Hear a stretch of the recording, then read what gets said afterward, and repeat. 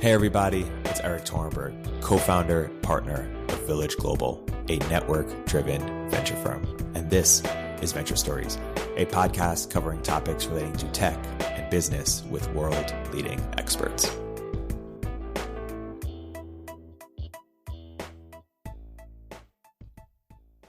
Hey everybody, welcome to another episode of Venture Stories by Village Global. I'm here today with very special guest, Samo Burja, founder of Bismarck Analysis. Samo, welcome to the podcast. It's a pleasure to be on the show. So Samo, you study, and your life's work is about why civilizations flourish, why they decay, and why there hasn't been an immortal society yet. Is that a fair analysis of your life's work? How would you add or edit to that? And why have you chosen that as your life's work? I was going to say that societies have ended before. And I think it's a rather interesting observation that over the last 10,000 years of recorded history, we've had something like 12 identifiable dark ages just in Eurasia. This isn't counting things like the end of the Mayan civilization and the New World, where records are much more sparse and we only have, say, 1,500 years of history. All efforts that people put towards improving the world or the distant future or having an impact or becoming memorable have not only the natural lifespan of our own biological lives, but are efforts that are contained in and stand on this larger foundation of the society in which we find ourselves embedded. And many of our achievements are only legible within this society. So I find it interesting that for people of high ambition, where they tend to want to think about this very long-term legacy, there's so little thinking on this topic. So my question is, why aren't more people interested? Why aren't more people dedicating research and time and thought to this question? And what's the main idea that you want people to know, or that you want to bring to the world that you think is understudied, underexplored, or underappreciated, or people just disagree with you about? Basically, the broad infrastructure of society. I think that society is not automatic. I think it's fundamentally an artificial process that we've constructed to a significant degree. Our civilization relies on cornerstone institutions and various kinds of knowledge to persist into the indefinite future. These are not natural phenomena. Social engineering has been employed at every major reformation or transformation of society. Therefore, I think the appreciation for this infrastructure and also an understanding that we have to be intentional about its renewal rather than rely on society evolving in its own way. Society evolving in its own way is just the actions of other people transforming it. So I think the basic idea is a civilization as a collection of symbiotic institutions, and the institutions being these artificial constructs created by, long forgotten founders. So back up for a second, you're of the philosophical viewpoint that, more of the state of war by Hobbes rather than sort of noble savage by Rousseau, that, the default state is violence and institutions civilize us, versus the default state is egalitarianism and institutions, corrupt us. I think that, to view institutions as purely corrupting is to neglect how helpless we are as creatures when we're born into the world, right? As infants, we're shaped profoundly by our society and can't help but exist in a society. We as individuals perhaps can transform it, but we're always in dialogue. So neither the noble savage nor the Hobbesian view quite captures it. I think there is a constructive, positive vision for institutions. And I think this was perhaps better understood by previous societies. I think it's fair to say that, when you read Plato's Republic, a book sometimes people argue should be translated Plato's Regime, he is as concerned with the psychology of the people in the state as he is by how the city-state should function. And I think this profound way in which citizens are shaped by the polities they live in, that's where I would throw my chips in. So this kind of view where human nature expresses itself differently in different societies. So is it arguing for more of a nurture over nature, or is it not really taking a stance on sort of the nurture nature? Well, I certainly have opinions. I think almost everyone has opinions on that topic. I would say that there is such a thing as a human nature, but it has a fairly diverse set of expressions. After all, a tiger in the wild and a tiger in captivity are going to display very different behaviors. Lions can, of course, be trained to perform in the circus if we disregard the ethical implications of it. And while humans perhaps are happier in some other arrangements, there's certainly, material benefits to being trained to perform in, not the circus, but the economy as it exists today. So I would say that the better view is that we come with hardware that has its very real limitations, perhaps even some pre-installed software, but we can definitely hack a lot of different cultures on top of it. Yeah. And so why are so many institutions broken, and what separates institutions from flourish from ones who are broken or decay? Right. Flourishing institutions, I would argue, are functional institutions. So this means that they fulfill their given purpose. They also tend to be adaptive. So I believe that, automated processes can't really process information the way human beings can. So if you have this purely bureaucratic system where people are collecting records, such as might exist in an organization like the IRS, perhaps it's a well-functioning machine, but without key individuals that have the ability to transform and reform such an organization, it can't truly be adaptive and change to differing circumstances. So I think that when civilizational failure has occurred in the past, it was because either the automated structure, these big, bureaucratic structures, be it, say, the Catholic Church at one point in medieval history, or be it something like the IRS, they either broke down from lack of maintenance, or they were functioning as designed, but their environment transformed. So I think to have flourishing institutions, you need to have flourishing people. You need to have individuals who understand the actual social fabric of the working of an organization. By this, I mean how things get done. We all have this very rich tacit knowledge when we work in our own professional environment, but often have these very vague, imprecise thoughts about different domains of society where we just take the face value descriptions and run with them. Everyone's environment is quite information rich. I know of no organization where the written description of the organization and how it actually works are the same thing. And I've yet to hear a satisfying description of human social life, right? In other words, the task of anthropology, that's to, study human beings as such, is incomplete. So as we operate with imperfect knowledge and we try to understand the world around us, those of us who are a little bit more successful at this task of understanding can build and redirect institutions so that they can adapt to any sort of changing circumstance that might arise. And, the historical evidence for this is quite solid. You have these states that overcome events like massive climate change, such as drought and so on. They might undertake new irrigation projects, or they might compensate that irrigation is no longer viable by, conquering new lands, or they might set up a system of grain storage. The difference between, a society or a civilization that fails because of natural resource constraints and the ones that succeed is often this adaptability to the changing parameters of both natural and the geopolitical world around them. You're squarely in the great founder theory camp. You have a whole manuscript called Great Founder Theory, as opposed to the technological determinism camp. Does that imply that if Steve Jobs hadn't built Apple, someone else might not have made the iPhone? Or does it apply something different? And what are the implications of being in that camp? That's a very interesting question. I think certain kinds of technological change are overdetermined given their context. But I think one of the clean distinctions we have to make is one of invention and adoption, right?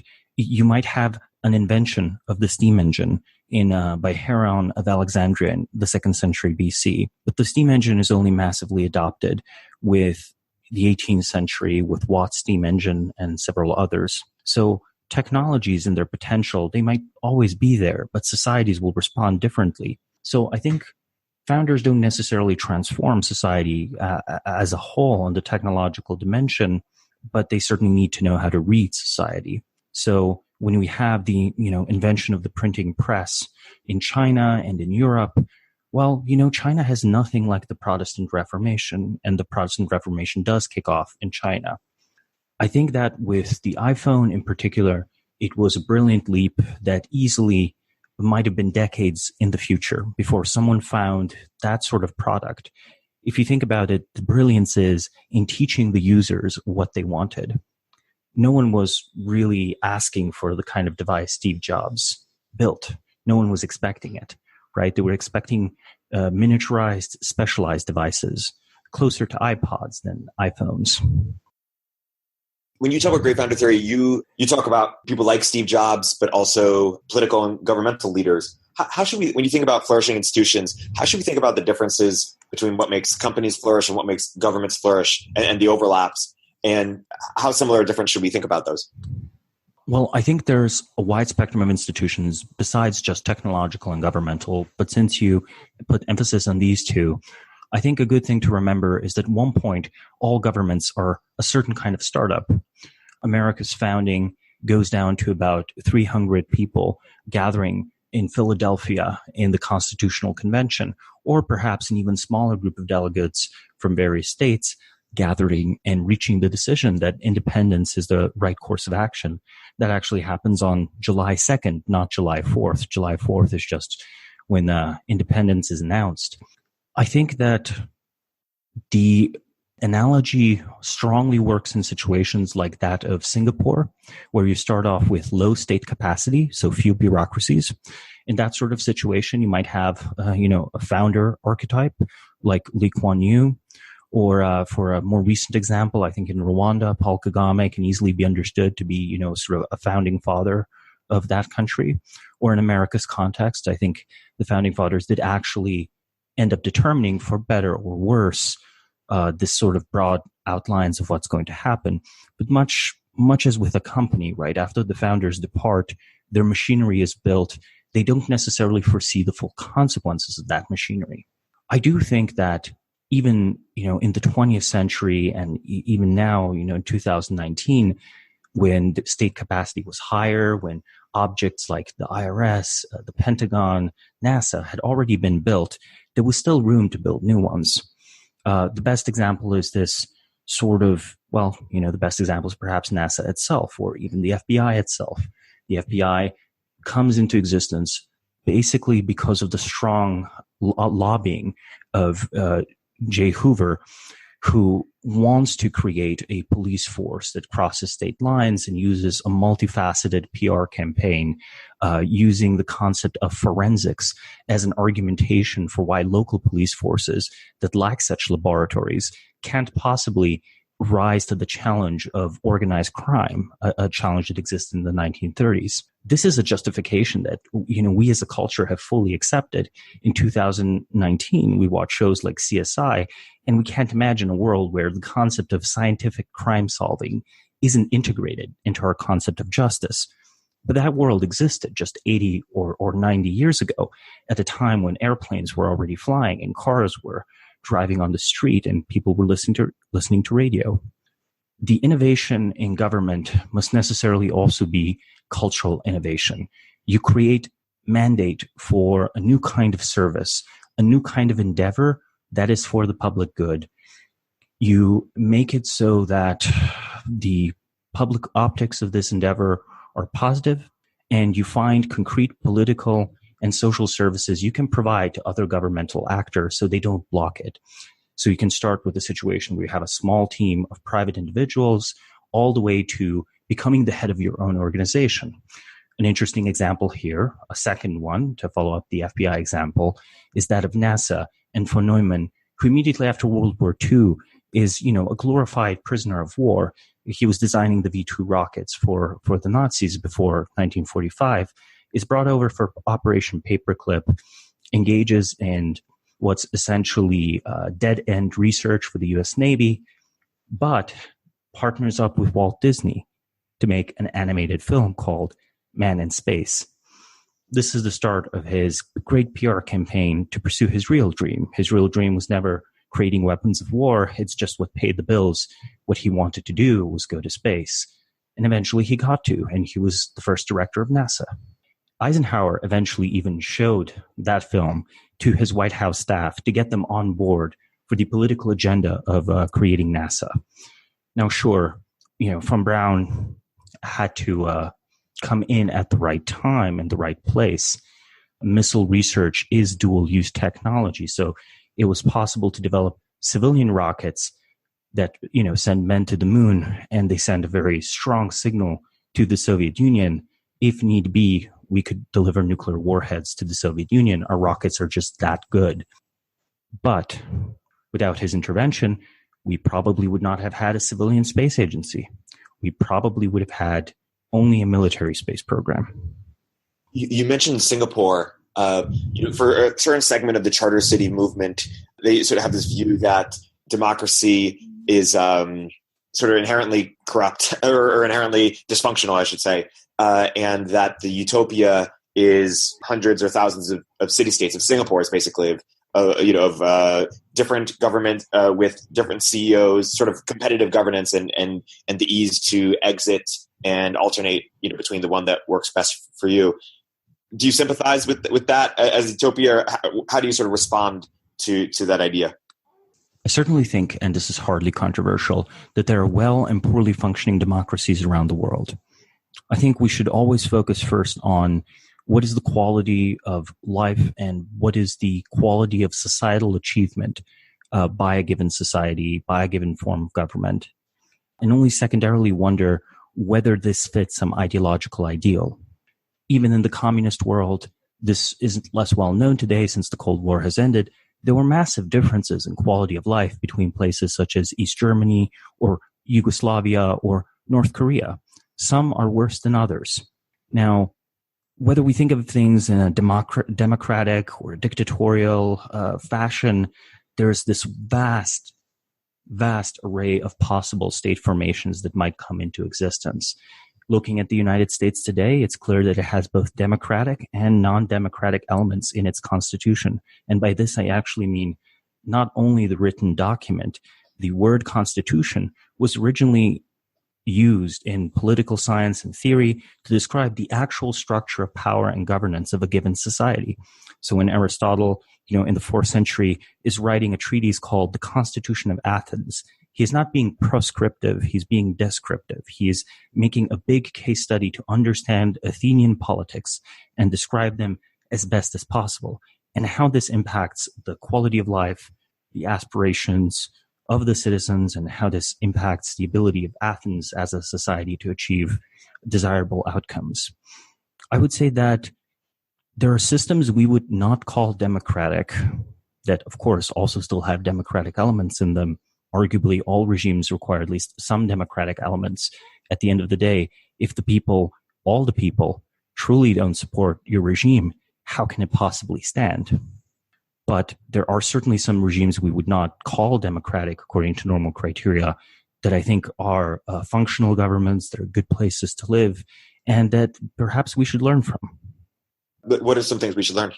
For the example of Singapore in particular, I think we underestimate the value of long-term thinking combined with brilliant vision. I think we are too interested in process controls. There's a discussion that government stalemate and the sort of do-nothing Congress are features rather than bugs. People are so worried about the negative outlier. And, some people might see Trump as that outlier. There were people arguing Obama was that negative outlier, though I think that's clearly not panned out. But I feel we have not paid enough attention to the positive potential of human organizations is best expressed by its positive outliers. And if you produce a system that by design constrains individuals and constrains humans, you have cut out that positive potential as much as you might have cut out the negative potential. So I think Singapore works great because there was a Lee Kuan Yew around. If there was not a Lee Kuan Yew around, the authoritarian government might have been very, very negative. It might have ended up squandering some of Singapore's good advantages and natural advantages. But let's remember, when Singapore started off, its GDP per capita was lower than that of Jamaica. Today, Jamaica is a wonderful place to visit. It's a nice Caribbean country, but it's not a first world country. Of the states, of post-colonial states, Singapore is the only country to have traveled from third world to first. That's a remarkable achievement. And if we only endorse systems of government and sort of these kind of overly strict limitations on what you can and cannot do while in government, we will cut out the positive potentialities of those kinds of transition to our own detriment. And what is the main attractant if you were optimizing or starting a new city or country or trying to make an existing city or country most attractive to the highest potential, to the outliers, as you put it? What brings them? I think in one of your interviews, you mentioned something that people don't think about a lot, which is fun or ways for them to meet, more of each other. Or how do you think about those qualities that bring those folks? Right. One way to think about a city is that a city has a user experience, but the, sad or maybe realistic or possibly inspiring fact is the user experience of all the residents of a city does not matter equally. The city might, for example, be quite well optimized for the lives of those working in the financial industry. A city might be very well optimized for those working in politics. If you're thinking of a city like DC, right? Washington, DC. Public infrastructure that's nominally serving millions of people might be designed a certain way to, say, make the trip from the financial district to the airport as fast as possible, even at notable public expense. Those sorts of minor details add up and help produce in various cities these very strong network effects. You want peers, people with who you exchange ideas, who you can create a viable subculture, a space that makes your work as easy as possible. And since a single city can only optimize for so many things, there are going to be a small number of globally relevant cities, and competition is going to be quite harsh. The people of the very highest talent have been very mobile long before the age of jet travel or even the age of rail. In medieval Europe or medieval China, people would move hundreds or thousands of miles to pursue specialized education or special economic or political opportunities. The higher your social capital, the more mobile you tend to be. The easier it is to pay the cost of uprooting yourself and moving somewhere else. Now, of course, sometimes moves can also be driven by desperation, but generally speaking, there's only a small number of cities in any given era that truly attract the most interesting people of their time. Ancient Greek Alexandria, London of the 18th century, New York of the middle of the 20th century, and arguably of all the world cities, San Francisco right now still seems the biggest magnet for talent. We'll see how long that persists. Many things are flawed about the city, but ultimately the user experience of people who want to innovate in technology is still higher here, despite all the drawbacks, than almost anywhere else. If you did design a city for outliers, or if you were explicit about it, it seems that would be very controversial, because we are sort of steeped in egalitarianism, naturally, culturally. And why are we steeped in egalitarianism naturally and culturally, do you think? I think a very strong reason for that is that our politics are politics of scale, that were designed and operated in an era where it became possible to mobilize large armies, right? And you had these notable conscription-based armies emerging first in the 19th century. In such a context, you need the social technology and propaganda to tell people, you're not fighting this war for, the interests of a petty monarch. You're actually fighting this for the interests of your nation, which, if you think about it, is really your own self-interest. How true this story is dubious. But whether it be war or accepting higher rates of taxation, I think we've come to be made to believe that the government serves us rather than we are resources that are disposed by the government. This is, if anything, the sort of critical view that we give when we study foreign autocracies, though even these autocracies today consider themselves ultimately in the service of the people. If you look at North Korea, it's called the People's Republic of North Korea. If you analyze North Korea, it seems very obvious that North Korean citizens are not even treated very well, but are resources for the government to deploy one way or another. They, of course, impose some constraints on the system, but they don't really set the agenda of the country, its big sociopolitical or economic decisions. I would argue the U.S. is more similar to this than is usually perceived. I would argue that, the story of egalitarianism we have is better and more realistic than the North Korean one, but it's just as false, and that ultimately it's a control mechanism. What would it look like to be true? That's a fascinating question. This also almost enters the realm of science fiction, right? Because as far as we can tell, almost all human societies have had a certain kind of elite. It's only a question of the composition of this elite and its relation to the rest of society and the relevant worldview and institutions they built. But if we had a country that was responsive or truly egalitarian, I think for starters, you would see more economic redistribution, which might or might not be good for the economy. It really depends where and how you redistribute, but I'm going to say it would be relatively bad for prosperity. It would be relatively good for cultural expression and differentiation. There wouldn't be these strong concentrations of cultural power, right? And if you think about it, in a truly democratic society, Hollywood doesn't really exist, right? It would be very strange for there to be someone who's a famous actor known by 50 million people.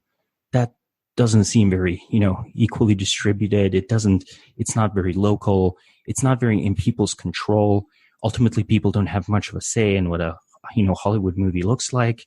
It's more a matter of market research and economic considerations and sometimes the cultural biases there.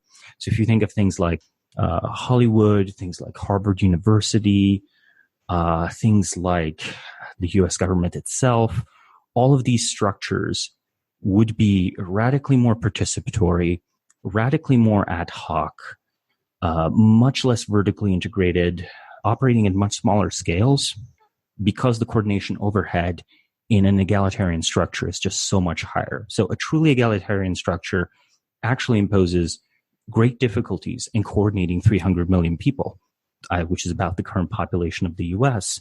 If you think about it, getting 3 people to agree is difficult, but doable.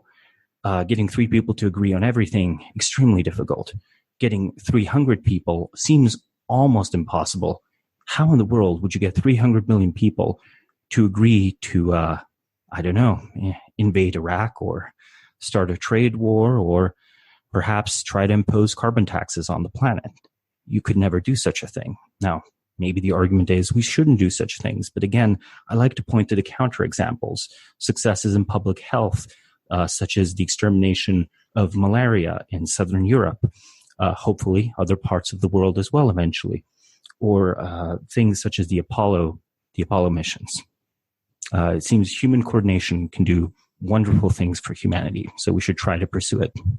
And it is interesting when we talk about equality and redistribution, equality of opportunity, it's really about money and income and wealth and economics, but not really about status. Like, I don't know, we don't really talk about redistributing status in the same way, or at least not explicitly, right? Yeah, we tend not to think about it, even though arguably status is one of the things we want, perhaps even more than money. We certainly know of the concept of conspicuous consumption. That's when you buy the nicest car in the neighborhood or try to buy very expensive clothing. What you're doing there is straightforwardly trading money for standing, for social regard and status. So it seems to be on some level, there are many people who pursue money primarily to gain status. If you try to only redistribute material resources, but weren't redistributing status in some strange social engineered structure, you wouldn't end up satisfying people that much, I think. The typical human being doesn't need that much. You need a home, you need food, you need safe drinking water, air. And after that, most of the material goods we try to acquire, for which we work so hard, they're ultimately proxies and tools we use to achieve social ends.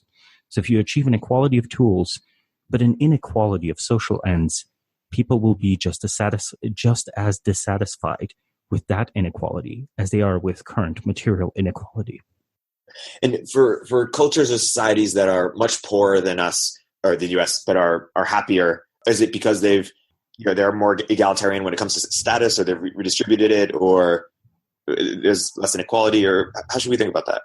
Well, we have to be very careful with measures of happiness. People, for example, like to give Scandinavian societies as a positive example, as something to emulate. But the reports on life satisfaction differ radically between Denmark and Sweden, even though to our eyes they seem, quite comparable societies. I'm also going to point out that first world countries currently have a notably higher rate of diagnosed mental illnesses than many third world countries. This might simply be because we can now afford to diagnose mental illness, things like depression, that often have these consequences, such as the opioid addiction crisis in the US. But it could also be that human happiness is an elusive beast, not easily captured by broad economic or industrial indicators. If you give everyone a car, that might make people happy for a little bit. But then social life changes in response to the car. Maybe perhaps they now have to endure long commutes. Perhaps you can make the commutes less miserable by having them listen to podcasts and so on. But there is, I think, a complexity to social life that is very hard to reduce to a single one-fits-all formula. So I think industrial society, because industry, again, we talked about the difference between innovation and adoption. Industry is not invention. Industry is adoption. A single factory might supply the entire planet with goods, or if it doesn't supply the entire planet, there might be a single factory that supplies all of the US with a certain good. I think the number of CPU foundries around the world is probably about a dozen. These are objects that produce things at scale.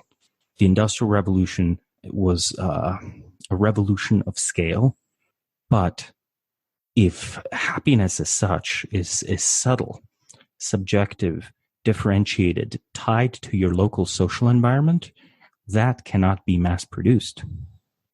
When we talk about the root of, I don't say envy, but a need for equality, do you sympathize with the Girardian explanation of sort of mimetic desire, and then I guess also subsequent scapegoating, where humans don't do things because of their intrinsic worth, they value them because others value them, and the more people have the same values, the more they become alike, the more vicious the rivalry, and the cycle escalates until there's chaos, the sort of guilt hot potato that in order for people to restore order, they have to sacrifice someone, a scapegoat.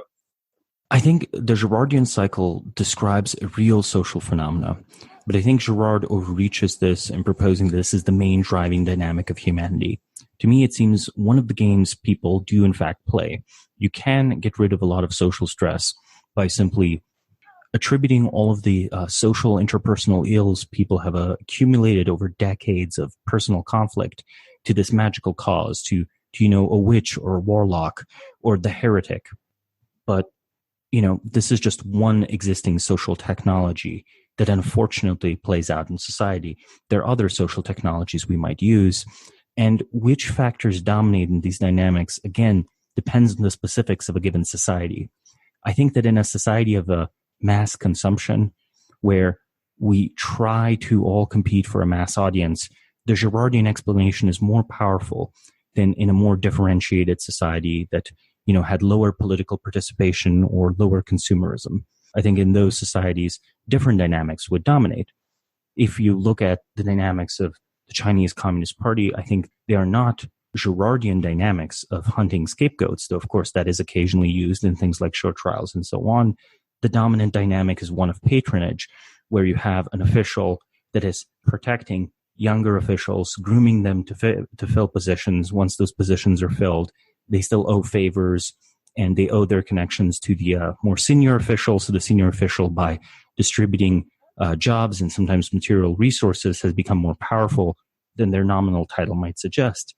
And then they might try to build a simple coalition to, in a party committee vote, get themselves promoted to a higher position, perhaps all the way to the top one that was so skillfully reached by Xi through decades of such politicking. These dynamics aren't easily reducible to each other. So I think I would disagree with scapegoating as the fundamental dynamic, but I would warmly recommend Girard's work to people for reading and thought. What is your best explanation, biological or otherwise, for why it seems people would rather be poor but equal or egalitarian rather than richer but have vast inequalities? there are several dynamics here. I think the first one is people like victory. So I think people cheer on inequality where it seems like they can be part of the winning team, and cheer on equality when it seems like they can be part of the winning team. So it's something perhaps very simple, some sort of dominance dynamic. There are many of us, few of you. The few can easily be defeated by the many. So would go this very, basic intuition we all share. But the other one is perhaps something like we crave social relations where it seems to us that we personally can affiliate with the highest status individuals. Ideally, we want to be them, but when that's not possible, we try to gain the favor of the popular ones. I think that egalitarianism is usually, in a political context, a tool where we can try to sort of reduce one inequality in order to get the political fuel to build a new one. Again, the history of revolution, I'm afraid, backs me up on this, where in the aftermath of the French Revolution, it didn't take long for a committee of public safety to establish a rule far more tyrannical than that of Louis XIV. And soon after the committee of public safety, Napoleon is crowned emperor. So much for undermining of hierarchy. I think egalitarianism is often a call to attack the previous status hierarchy. And on a basic biological level, we don't ever expect the status hierarchies to go away. So we attack hierarchy because the hope is that once this hierarchy is torn down on the level playing field, we will be able to establish a new hierarchy that favors us more. The question is, how would you make the idea that we should prioritize outliers because they, create most of the wealth or most of the, benefits for society? How would you make that palatable for mass audience? Or would you do it sort of indirectly? Because, justice and egalitarianism seem, Martin Luther King, et cetera, all these leaders, it seemed much more inspiring than sort of, prosperity. Prosperity seems harder to internalize because maybe we're not wired to think on that sort of macro coordination level versus a more communal, tribal egalitarian level. How would you make that palatable, or would you just try to disguise it? Like Tyler Cowen favors promoting economic growth via promoting Mormonism, religion. So he sort of disguises it that way. Well, I would say that I don't think you necessarily have to disguise it. You have to make the process of creation and the legitimacy of creation very, very legible. So this is in a way in which I think that, almost, the cult or the myth of Steve Jobs notably helped legitimize a large new cohort of founders. So I think straightforwardly, they become the sort of like symbols of positive, productive, pro-social outliers. If the only story we have for why someone might be exceptional is that they are depriving others of opportunity, rather than someone is exceptional, they reach for all of us, for humanity as a whole, opportunities that otherwise couldn't be reached. If you only have the first story but not the second one, you have a very hostile environment. It's very hard to justify exceptional achievement. But if you have the second one, a cultural image and understanding that more so than a straightforward box-to-box equality, what we should be searching for is a universalized flourishing of human beings. And the flourishing of human beings ends up looking notably different individual to individual. And some of the individuals will write exceptional symphonies, and other individuals might become very good runners. Other individuals still might become very good at understanding the industrial process, very good at designing new factories, and so on. This understanding of a common humanity and a desire for the flourishing of all of humanity, together with the understanding of the vitality of the productivity of outlier individuals for human flourishing, I think that allows us to sort of square this circle. This allows us to bypass a lot of destructive tendencies that might be envy-driven and pursue positive outcomes. Let's remember, after all, societies can combine this in creative ways. We might think of, for example, Sweden as a relatively more egalitarian society compared to the US, but it's also home of the Nobel Prize, a prize explicitly designed to set people apart, to set exceptional scientists apart from merely normal scientists, to try to reward such behavior. Yeah, one thing you write about it is theories of history and why it's so difficult to have coherent theories of history. Now most people sort of, or coherent universal theories of history. Sort of intro to that. What's your most simplified version for why Obama won and then why Trump won? And to some extent, were these inevitable, or do you not see it that way? I think neither victory was inevitable. I think both victories were driven to a significant extent by two personalities that took very different approaches to social media. I think today, we almost blame social media for the victory of Trump. Well, people were praising social media for Obama's victory. Certainly, they used social media radically differently. And even if social media didn't exist, they might have still found the right political opportunities to succeed. I think that theories of history are difficult because they're difficult to get right, because you can't examine many counterfactual cases. You have to find analogous cases throughout the historical record and decide which of these are actually analogous, which are not analogous. But nearly everyone, when they examine their motivation for action or when they try to justify their actions to others, will invoke an implicit theory of history. So we all have them. We all believe that, ultimately human politics doesn't matter. What truly matters is, the advancement of technology. Or on the other hand, someone might be, the material advancement of society doesn't truly matter. What actually matters is, our spiritual fulfillment or, social justice of a certain kind and social progress. And social progress, you mentioned Martin Luther King earlier. He has this nice quote, the arc of the moral universe is long, but it bends towards justice. That's a theory of history. I'm not saying it's correct. I'm not saying it's incorrect. But nearly all of these exceptional outliers have a belief in the historicity of their work very viscerally. And almost all individuals, everyday people, when we think about the world, we to ourselves invoke history. We tell ourselves stories such as, climate change is extremely important. Whenever you've had massive climatic change in the history of the world, civilizations have tended to fall, right? Like you can't, societies can collapse in response to environmental shocks. We don't want our society to collapse. So people make these arguments either explicitly, implicitly, and they drive actions. Which theories of history are widely believed has massive impact, especially for the behavior of intellectuals, for the behavior of elites, but also for the behavior of people at scale. A good example of this might be the relative popularity of Marxism among early 20th century intellectuals.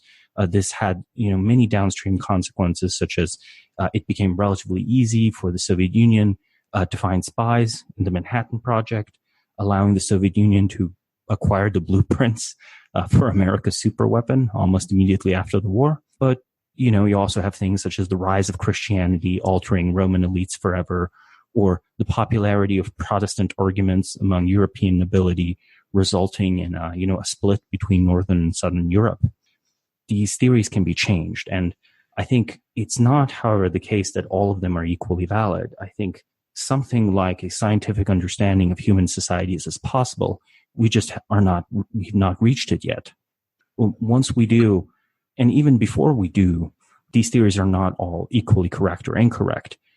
Theories that are closer to the actual structure of reality, or that are can be used to mobilize more people or a higher quality people, these theories of history shape the course of history itself. And do you have a quick view on the Martin Luther King theory of history, and zooming out, what is the best version of history that we have, or the one that you are most sympathetic to? I'm skeptical of moral progress as an automatic process. What I believe is different civilizations and societies have different moral values, and they can work out these values closer and closer to their societal ideal over time until they collapse. Whether in the big picture, the universe itself is driving towards objective morality seems almost outside the scope of human history, right? It would be then as true of of quarks and stars as it would be of human beings. So I feel that's almost making a metaphysical claim. I think at this point we have to remember Martin Luther King, was a Protestant Christian, perhaps a liberal Protestant Christian, but he was a Christian. So his statement is straightforwardly a religious statement. I think I would be more of a kind of polytheist and would say that there are many very powerful value systems that can come to perfect themselves over time, and that they organize human societies, values, cognition differently. And we are currently living in a contingent rather than necessary civilization. And if we want, our current set of, values, goals, aspirations to last, we should probably see to it that our world system, our civilization lasts, because the next one is unlikely to value the same things. It seems that the dominant theory that has, taken hearts and minds today and for the last while is progressivism. And that's come from the Whigs in the 18th century, which basically is egalitarian values and democratic governments, not just as the moral beacon, but also as the most effective type of governments. And there's this movement, very small, fringe movement, neo-reactionary movement, also called the Dark Enlightenment. Maybe you're familiar with them. That it sort of says that democracy is not the most effective style of government. That things should look more like Singapore, and it's also not clear that it's the most moral form. And the big implication here is that the progressive movement sort of ascribes to the mistake theory, the mistake versus conflict theory, which is the mistake theory says that, the conflict that we have mostly results because we don't either have the right knowledge or we don't have the right resources to just get along. But if we had the right resources or knowledge, we would all get along. Whereas conflict theory says we have, just conflict is zero sum. We fight over resources, and the truth is that's the truth. And so we shouldn't prioritize the truth, or we'll just have more conflict. And the goal is to kind of disguise that things are all zero sum because conflict is inherent. How would you respond to my wording of that duality and to the ideas therein? Well, I think there have been, in the early internet, there was a flourishing of alternative thinking in all sorts of interesting directions. I think, characterizing this view of progress as being, central to the development of our society, I do think this is the dominant worldview, and, has been for at least the last 80 to 90 years, even predating World War II. Arguably, World War II is a deviation from that trend. But I think that the reality is that the world is not purely positive sum, but it's also not purely negative sum. I think mixed sum describes the world, including our social life, the best. After all, the very best way to be prepared for a negative sum conflict, like, possibly war or business competition, is to spend most of your time playing positive sum games, such as economic development, right? Prepares you and sets you up for war much better. Sometimes butter doesn't just make you fat, it makes you, strong, prepared, and have a well-functioning economy come times of war. Or, in a business context, if you're hyper competitive in the market, perhaps this is good. But if you're hyper competitive at the workplace, you might just end up destroying workplace culture. So the true challenge, I think, is balancing this so that it's appropriate to the situation, so that you can easily, smoothly adapt from the positive sum game to a more negative sum environment if that arises, or to rise from a negative sum environment to create islands of positive sum, because that positive sum produces ultimately the resources that keep you safe or allow you to defeat negative sum situations. I think that, there's democracy has so far stood several decades of a kind of test of history, though what we mean by the word democracy has, of course, changed massively over 200 years. That's why I say a few decades. I think 20th century societies and states and governments, because of mass media implementing the political agendas of these very powerful people, be they Walt Disney or, some less savory users of mass media, can't really be straightforwardly compared to 18th century societies. They exist at a notably higher level of state capacity. And again, many awful things can be done in the name of democracy. As perhaps we learned in the early 21st century, I don't tend to comment much on politics, but I'm going to say, the Iraq War was clearly just a pointless waste of lives and funds. It didn't advance American geopolitical interests well. It did not advance Iraqi interests very well. It should discredit at least the axiomatic view that we should expect a democracy hiding under every tyrant's boot. You remove the tyrant's boot, then there's going to be a democracy flourishing. I think that view certainly has to be discredited, and it can lead to a lot of suffering. But that's foreign policy. Domestically, economically, technologically, democracy has both positives and negatives. Positives would be that in a democracy, it's very easy to make the argument for mass consumerism, whether we like it or not. Mass consumerism is what enables centralized production in factories to be economical, right? For every Tesla that rolls out of a Tesla factory, for every machine of that kind, for every car on the assembly line, there are 50 to 100 machines, each as complicated as that one car. It would never make sense to build a factory to build a single car. It only makes sense to build a factory to build 1 million cars. That's what recuperates the initial investment on those much more complicated machines. And of course, those machines are themselves produced in factories, and eventually it bottoms out in relatively small workshops. But in a way, democracy and industrialization were natural partners, especially if you consider that, perhaps there are some structural similarities between fascism, democracy, and communism, all of them being mass political movements. In a real way, however, we live in a post-industrial society, and I think it remains to be discovered what the most natural political partner to post-industrial economies of attention and scale are. They might end up looking notably different, not just than the United States, but notably different from China, which is often set up as this, future alternative to the U.S. And certainly, seems to have some strong advantages over the U.S. Peter Thiel had this podcast with Eric Weinstein yesterday where he talked about, he had this quote that the president is like the mayor of the U.S., but like the dictator of the world. And so foreign policy is certainly the most powerful person in the world. So foreign policy is really where a U.S. president can have a lot of leverage. Given that, or if you agree with that, what would your recommendation for U.S. foreign policy be moving forward? And I'm curious, looking back, if you think any of the wars of the last 100 years made sense, if you would have done them again. I think that a lot of restraint makes sense. I think some of the wars have made sense. It can be very difficult to tell which ones. Again, counterfactuals are difficult. I think arguably the U.S. did have vital geopolitical interests in intervening in Europe during World War II. I think arguably some aspects of containment policy made sense, especially in the European context and the Middle Eastern contexts. I think in the Asian context, they didn't matter much. So, it's an interesting question. I think the Korean War probably ultimately was not worth fighting. Obviously, Vietnam was probably not worth fighting. I think probably guaranteeing Taiwan was worthwhile for when it lasted.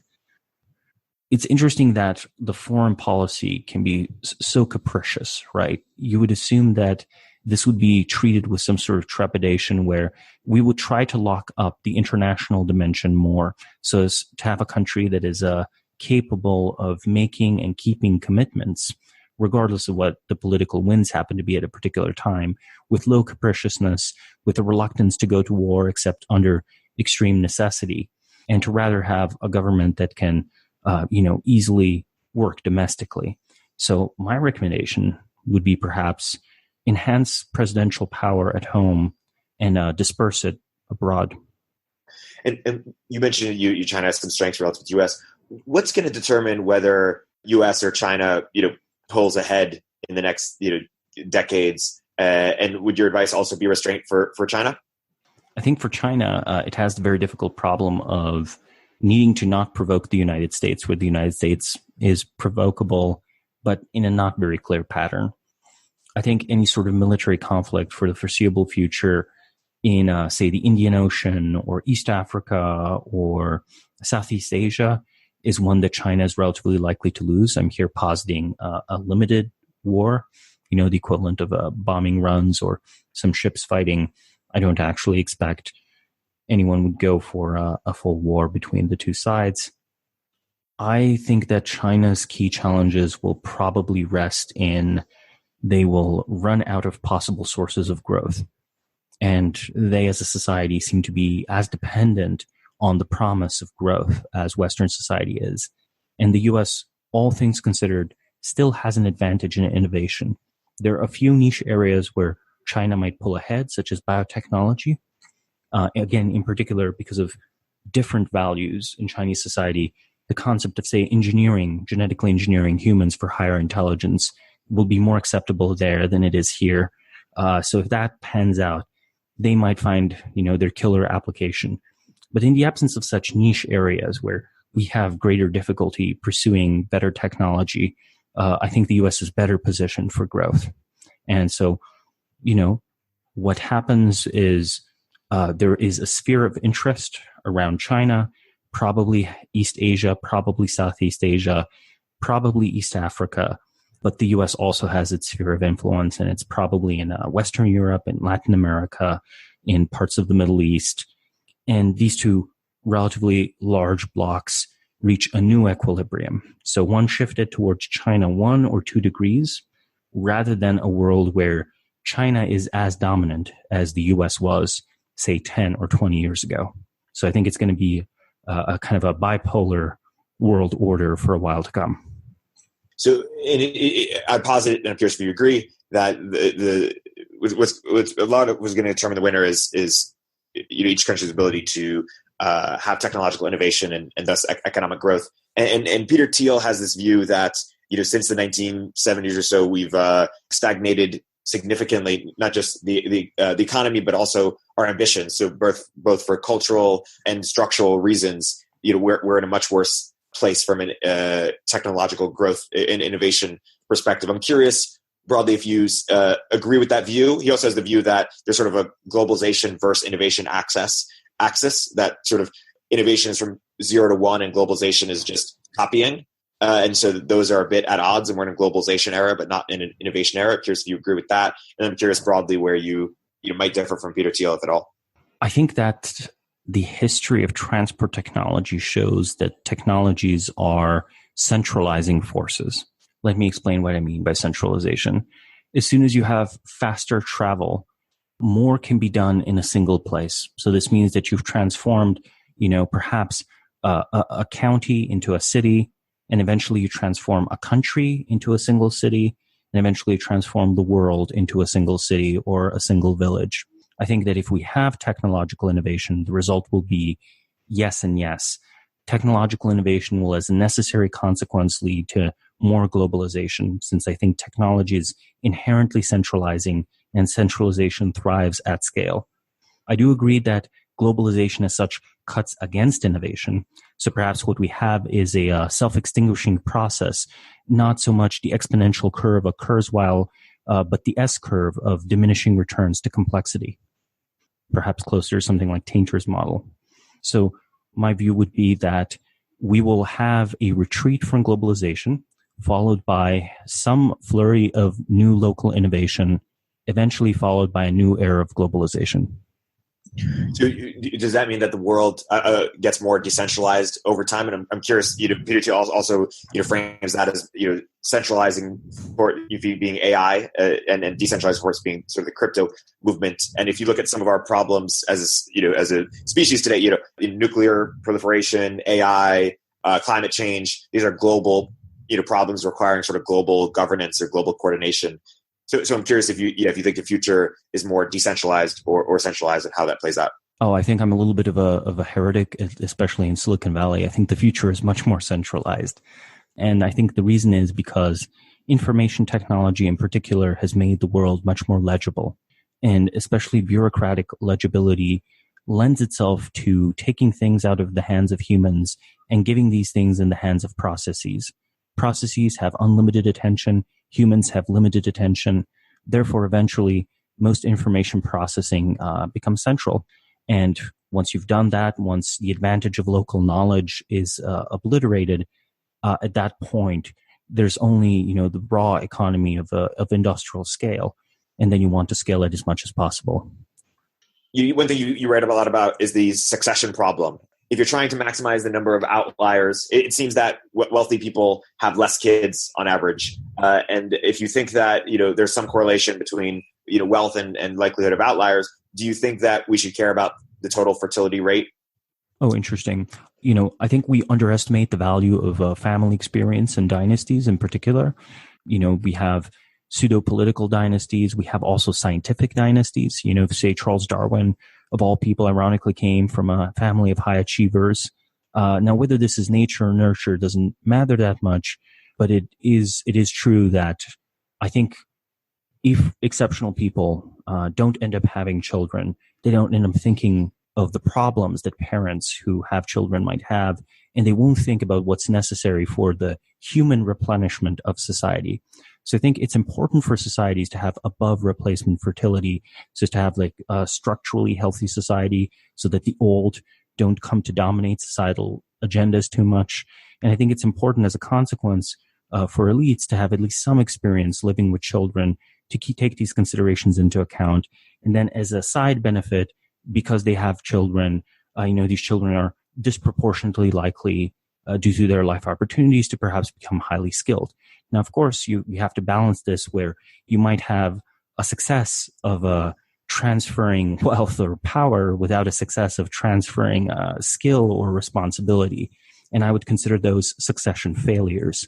That's why I've explored interesting models such as the ones used by the 5 good emperors in the Roman Empire, which is a system of adoption, where you basically take a talented person who's already an adult, you adopt them, and then in the Roman context, they socially made them your child and the heir to both your name, so your brand, and your social connections, and also your property.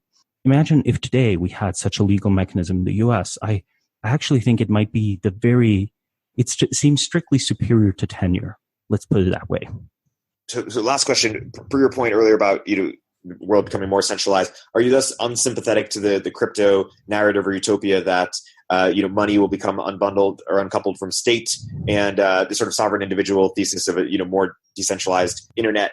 And then in closing, for people who want to go deeper on your ideas, particularly in Silicon Valley, where most of our listeners are, what do you think a venture capital firm can most take or should most look into your ideas, or Silicon Valley at large trying to maximize innovation? I would say that it's difficult to say whether sympathetic or non-sympathetic. I think that there are many times where I wish we had a much more decentralized society on a number of dimensions. I just don't expect it to happen, and I think we should bet accordingly. I further think that if you want to explore some of my ideas, I would recommend the essay Functional Institutions Are the Exception. That's a good place to start. And the other one is my essay on, how Roman emperors handled the succession problem. Intellectual dark matter might be a third essay that's very interesting, where I explore the unseen knowledge in society. Samo, thank you so much for coming to this podcast. This has been a great episode. I'll put your Medium and Twitter in the show notes so people can follow along. Thank you for joining. Thank you for inviting me on the show.